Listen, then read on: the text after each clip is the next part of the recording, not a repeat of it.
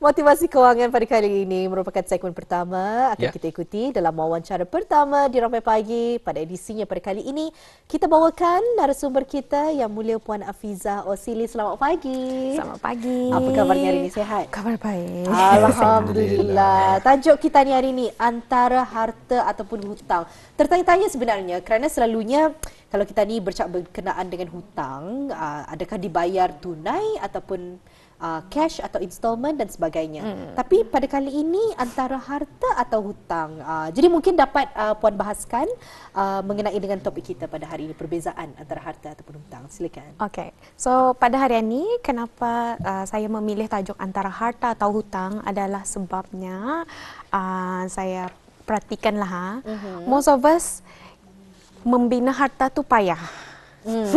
Betul. We selalu resort to hutang. Adakah harta ni aset?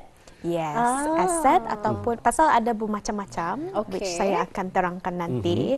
So, dalam mana ni adalah untuk mengurangkan pengambilan pinjaman dan memindah harta.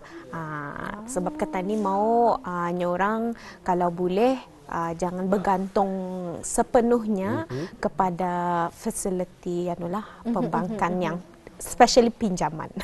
Betul. Kata ni mau membina harta kata ni sendirilah. Baik, dengan itu mungkin dapat diterangkan dengan lebih lanjut apa sebenarnya harta ini. Okey. So, harta ni actually ada 3 kategori, okey. Satu adalah aset kekal. Okey, aset ni adalah aset pribadi kita ni, macam rumah, kereta ataupun peninggalan harta untuk generasi seterusnya macam emas, benda yang kita ni akan jual. Even some orang macam ada collection kan, nyorang patung kah apakah yang tu kan. So yang tu yang akan jual langsung, itu di dalam kategori aset kekal. Yang kedua, yang ini paling saya suka, iaitu aset bekerja. Kenapa tu? Kenapa suka? Ya tak, pasal aset ini adalah aset yang kita ni laburkan seperti SPK, pelaburan sama bank ataupun mana-mana macam-macam lah. Tanah yang akan dijual, ini bukan masuk arah aset kekal lah. Ini masuk arah aset bekerja ataupun investment asset lah, hanya orang putih punya term. So aset akan jual, insurance, emas dan lain-lain. It also include macam ada kalau kita ni dengar orang macam membeli barang limited edition, macam bag limited edition. Kalau sekiranya tu kan dijual, itu termasuk dalam aset bekerja. Tapi kalau untuk peninggalan my anak kah, my daughter kah apa, itu bukan arah aset bekerja, itu masuk dalam aset tadi kekal, iaitu aset kekal. Jadi sebelum kita ni meneruskan, mungkin aset bekerjaan ni adalah aset yang akan meningkat nilainya di masa akan datang, adakah betul? Yes, yang ni ia tanpa ketani perlu buat banyak, ia bekerja untuk ketani. Orang sebab itulah yang saya sebutkan. Macam sekiranya lah jual yang selalu ataupun rumah sewa apa tu kan, atau memang untuk ketani ada untuk nyorang pendapatan ketani kan, memang itu hendakan ku bagi anakku yang ini nanti ku jual apa, so itu termasuk dalam aset bekerja. Okey. Baik, adakah cuma dua tu saja? Aset kekal dan juga ada lagi bekerja? satu. Ada lagi satu. Apa? Aset cair. Cair. So liquid asset lah hanya orang putih. Okay, ini adalah duit yang kita ni simpan arah akaun simpanan dalam tin Milo kalau masih ada, or fixed deposit lah. And then ia indah termasuk dalam aset bekerja ni ya. Pasal ni orang kata ni menyimpan je tu, dapat je tu, dapat ni orang peratus je tu kan dari sana. Tapi peratus yang diberi kepada akaun-akaun tersebut, especially Ten Milo memang kosong lah peratusnya kan. Kalau yang tu minimal lah, sebab peratusnya tu indah dapat mengatasi peratus inflasi. Betul. Sebab Sedikit saja. ya tak. Sebab tu secara international pakar kewangan international standard lah. Untuk aset cairan ni, kita ni selalu dengarkan yang emergency fund 3 ke 6 bulan. Sama campur dengan dengan apa yang kita ni mau lah, macam dalam masa 5 tahun ni apa kenaikan buat apa tu. So duit tani memang cair, macam kita ni dapat akses apa tu. Ia bukan untuk bekerja, aset bekerja. Kegunaan ketani yang tu sebab tu peratusnya tu indah dapat orang mengatasi inflasi. Saya masih agak sedikit keliru. Apa beza aset bekerja dengan aset cair jadinya? Okay. So aset cairan ni adalah macam orang ketani akses yang paling awal. Okey, seperti kalau mata ada wang. apa-apa macam mata wang, especially mata wang lah. Pasal kalau macam kenapa aset bekerja, let's just say macam kalau emas apa kan, ketani memerlukan masa lagi untuk menjual kan, kan. So sebab itu ya arah aset bekerja. Ataupun SPK ia perlukan masa untuk membuild dia punya sebab itu ia bekerja untuk ketani. Tapi kalau ketani dapat mengambil ia dah jadi aset bekerja dia, ia jadi aset cair. Jadi masa itu pun memainkan peranan jua dalam menentukan adakah ianya aset cair ataupun aset bekerja. And then sama ketani punya action lah. Tindakan ketani kepada aset ani. Kalau ketani easily macam mana mencairkan, macam mana lah, especially lah aset cairan ni adalah mata wang lah pada zaman sekarang ni. So macam pasal mostly kalau ketani simpan sana, ia really bekerja untuk ketani. Sebab peratus yang ketani dapat adalah indah dapat mengatasi inflasi. Wah, satu informasi baru. And then ani menyebabkan duit ketani hilang nilai harganya. Sebab itu orang jangan terlampau banyak di dalam mano. Kalau mau ketani mau bekerja, buat duit tani bekerja untuk ketani. Oh, faham. Jadi kita ni itu adalah berkenaan dengan harta ataupun aset. Tapi sekarang kita ni ingin menyentuh pula dengan hutang, sesuatu yang agak ngeri sikit kalau didengar. Jadi bagaimana pula dengan hutang ni pun? Adakah Indah jenis-jenis hutang atau macam mana? Hutang pun ada 3 kategori. Sama je macam aset simple. tadi. Ya, simple. So hutang ada sekejap, sederhana ataupun lama. Okay, so saya touch on sekejapannya. Sekejapan ni macam credit card. Ini the most simplest lah. Credit card ataupun berhutang arah orang. Sebab ketani boleh membayar secepatnya. Yang ada tempoh yang dibagi daripada facility, bank facility lah macam tu. So kalau ada pembayar jadi ketani mau yang sekejapannya kredit ketani boleh menjadi sederhana. Kalau Indah membayar orang punya outstanding. Ataupun hanya membuat pembayaran minimum sahaja. So berbalik dengan tempoh sederhana ni tadi sederhana ia macam loan pribadi, kereta ataupun consumer punya loan. Sekarang ni paling banyak orang paling banyak orang buatlah macam ketani boleh lihat boleh membeli benda ni menggunakan bank facility-nya. Berapa bulan, berapa tahun, 5 ke 4. So sederhana ni macam dalam 5 ke 7 tahun. Satulah. So itu salah satu yang hutang dan lama adalah pinjaman rumah, of course. Pasal memang dalam 20 tahun, 25 tahun, kadang-kadang ada 30 tahun, depend lah berapa tu. And then yang sini juga saya mau sarankan lah kepada orang yang ada macam mau membeli rumah sewa. So diorang membuat pinjaman bukan dari cash apa tu kan.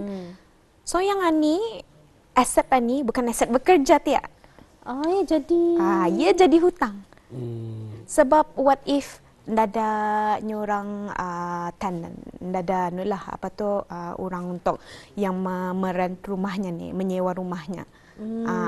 So ia yang paksa bayar hutang tu kan. Bukannya ia mana tu. So selagi harta ni di dalam bank punya noto memang ada value-nya lah. Memang itu ada, memang akan appear kepada 2 tempat, iaitu arah tempat aset bekerja sama aset hutang. Tapi arah aset bekerjanya tu pulang kalau yang rumahnya. Ini memang very difficult. Rumah atau tanah ya. Keliru tapi saya Keliru. Okay. Okay. Pasal yang ini kira ia masih berhutang, tapi ia kadang-kadang menerima kalau ada penyewa, ia dapat orang profit apa tu. Yes, ini boleh kerja. Tapi ia appear arah dua-dua. Ia jual hutang, ia jual tempat harta. Selagi ia punya pembayaran arah bank ni belum selesai, ia belum fully jadi aset. Jadi aset. Jadi ia masih lagi jadi aset hutang sekiranya pembayarannya tu belum lagi penuh dibayar. Belum lunas. Sebab ada ia punya what if nada penyewa. So yang itu memang jadi hutang kepada dia. Okey. And then yang lama lagi tu biasanya kalau pinjaman rumah ni memang lama lah. Unless ia memang kena wariskan. Tu kena wariskan, kita perlu bayar, tu memang anda jadi aset bekerja. Tapi kalau pinjaman rumah memang lama lah kan, ada seperti 30 tahun. Jadi rupanya hutang ni pun ada jua 3 kategori. Macam tadi aset ada 3 kategori, hutang pun ada 3 kategori, di mana bagi saya ianya dikategorikan melalui berapa lamanya kita ingin membayar. Jadi ada yang sekajap, ada yang sederhana seperti pinjaman peribadi ataupun kereta, tapi ada jua secara pinjaman yang mengambil waktu yang lama untuk kita lunaskan, macam rumah. Betul. Jadi kalau dilihat di sini sekarang ini memang kita ni dapat lari daripada hutang. Yang penting bagaimana cara untuk kita ni menanganinya. Adakah ianya sekejap, sederhana ataupun lama.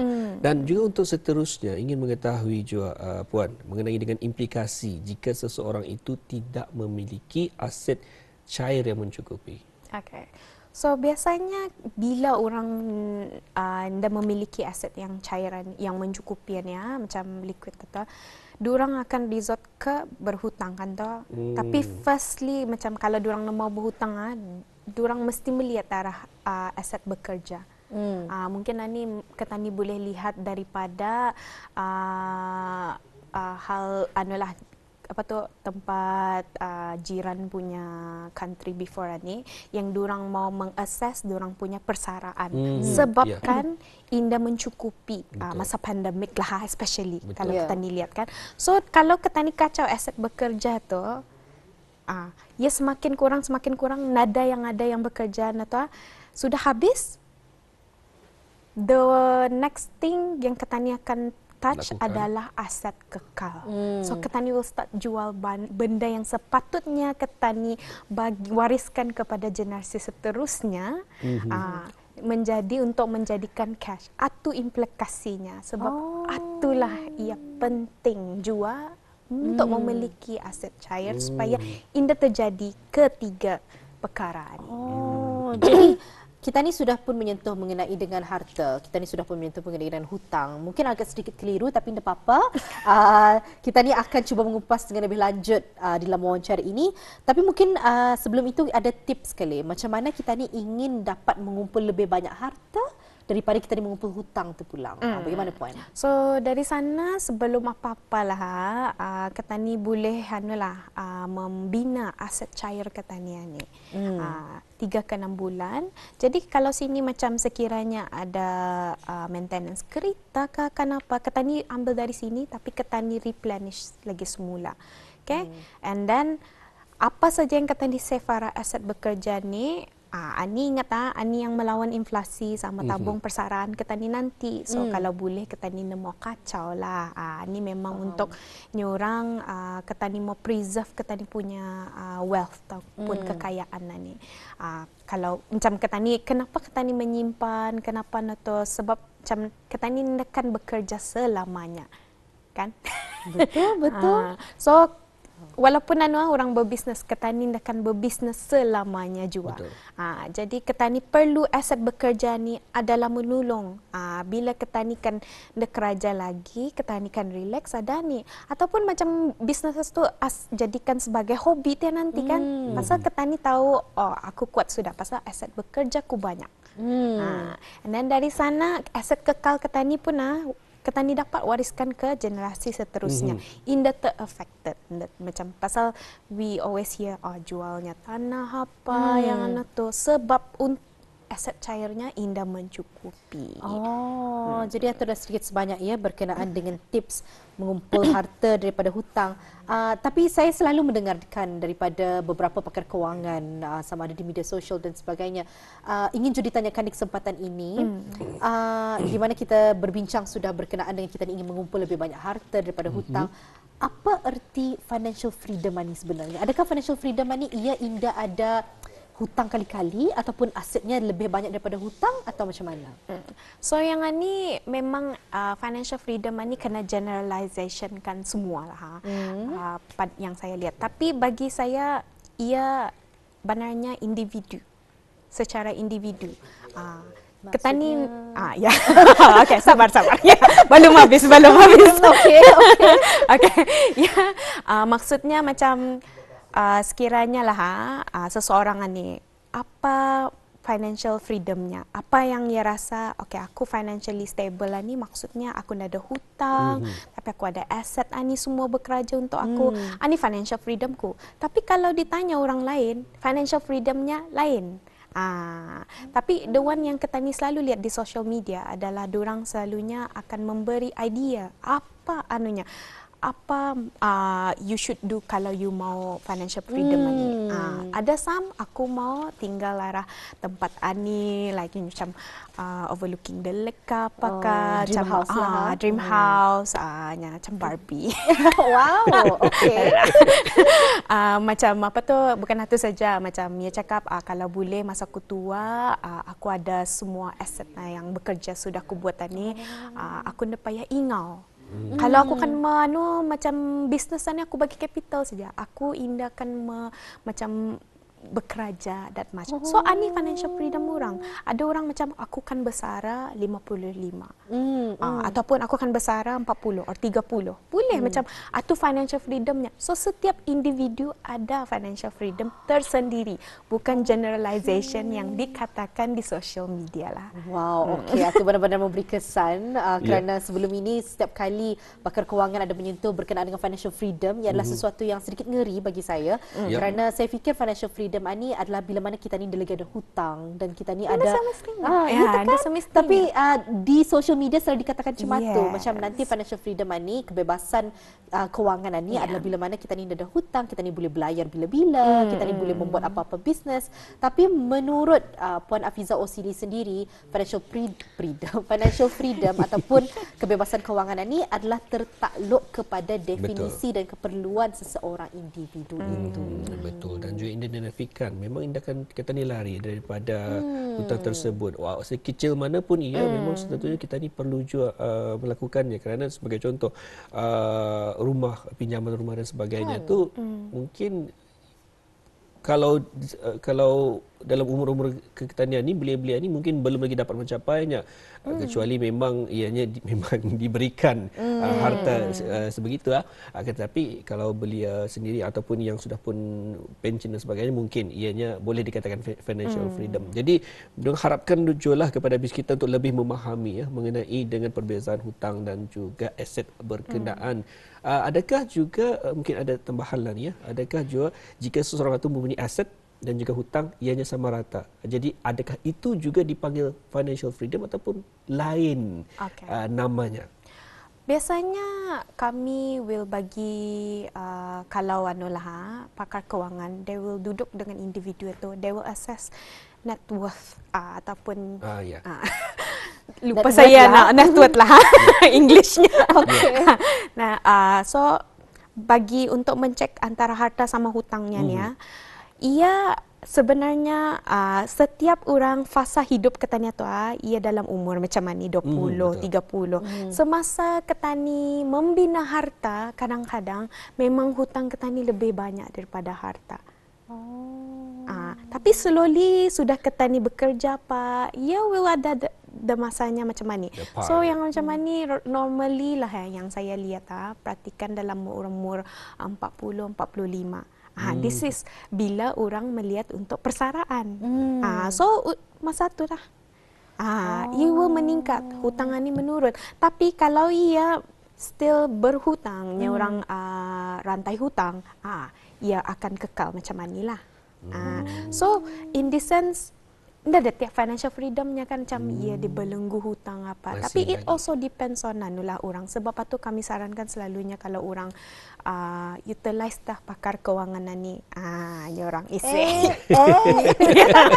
Baik, dengan itu Puan, itulah. kita beri Tapi- kesempatan ya dalam ya. masa seminit ini untuk memberikan kata-kata akhir sebagai Okey. contoh untuk utilize pakar kewangan berkenaan. Okay, so benarnya bukan saya sajalah di Brunei ini, ada juga. So kita boleh hubungi kami arah email address yang akan tertara iaitu askfpab@outlook.com ataupun laman sosial media kami di Facebook FPAB ataupun Instagram FPAB_BN. So sana you boleh lihatlah kami ada list of pakar kewangan yang memang accredited by the kerajaan.